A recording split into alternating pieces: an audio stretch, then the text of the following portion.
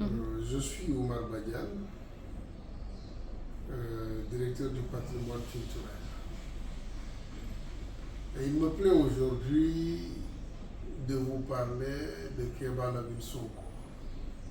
Je dirais plus exactement de ma relation avec un homme, un père, un guide pour moi.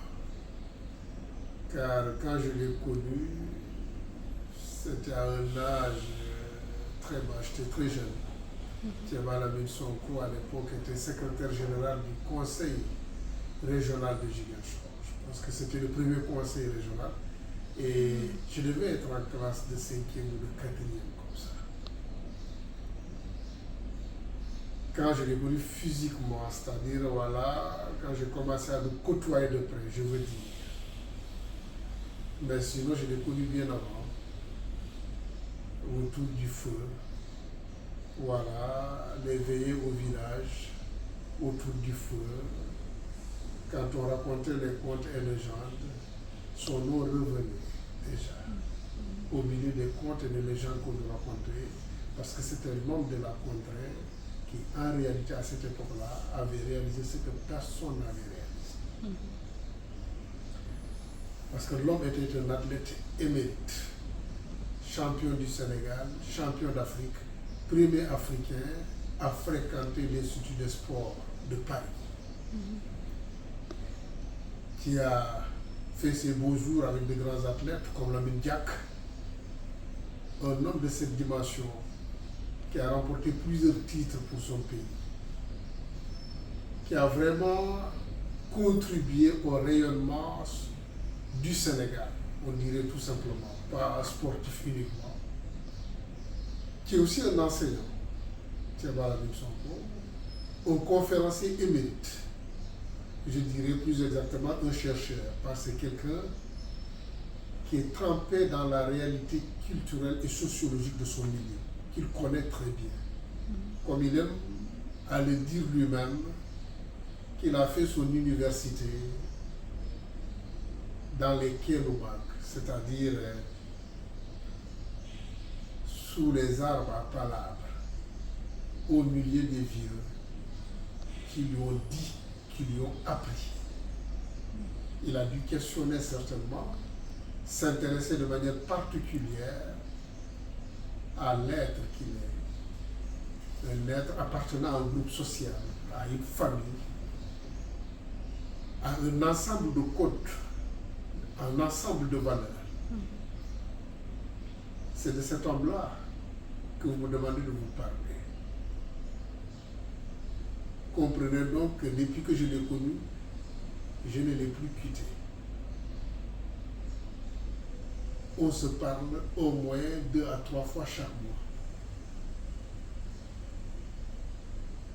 Je l'avertis à temps de mes projets, je sollicite ses conseils, et quand l'occasion se présente, je ne me prive pas de partager un moment vivant avec lui, chez lui, dans son salon, parfois sous les manguiers, où il se retranche pour écrire ses poèmes. Car l'homme est un grand poète, même si, voilà, il est resté jusqu'à fraîche date pour publier son premier recueil de poèmes. Mais il a toujours écrit. C'est de cet homme-là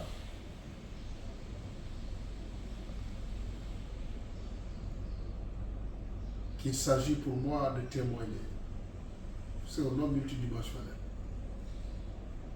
Je ne peux dire que ce que je sais de lui. Mais ce que je sais de lui et qui a surtout fait sa réputation, c'est sa générosité. Kéba Lamine Sonko, c'est quelqu'un qui a fait de sa vie un don à la vie. Car dit-il qu'il y a un mouvement universel qui tient le monde et qui le propulse toujours vers l'avant.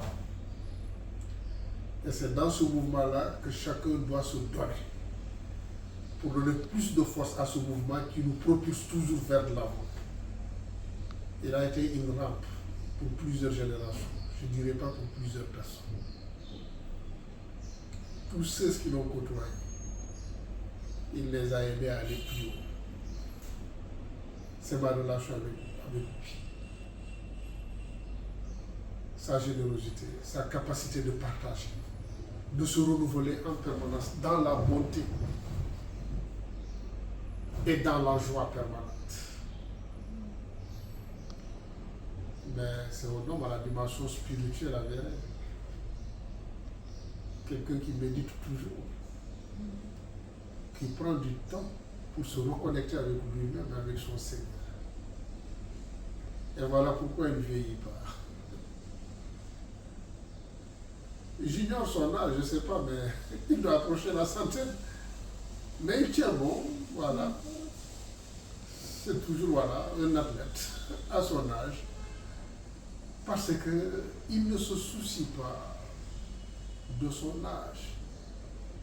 Il est toujours engagé sur ce qu'il doit faire. Partager en beauté, dans la beauté, tout ce qu'il a. Auprès de lui, j'ai toujours eu de très bons conseils. J'ai trouvé un père, un ami, j'ose le dire, parce que nous abordons plusieurs sujets qui concernent la vie tout simplement. Et à chaque fois que je l'ai sollicité, il a été là. Et il prend souvent des initiatives, voilà, pour me lancer des appels, uniquement pour s'inquiéter de ma situation et formuler des prières à mon endroit. Il s'est déplacé dans des contrées où, paraît-il, voilà, il y a de saintes personnalités reconnues pour l'efficacité de leurs prières, de vrais adjudants de la divinité. Il est allé voir ces gens-là pour prier pour moi, sans me le dire. Il le fait tout le temps et il ne cesse de prier directement pour moi. En résumé, pour ce que je puis dire, dans cet espace de temps que j'ai ouvert dans mon agenda de travail pour m'arrêter et parler de Keba Lamine Sonko.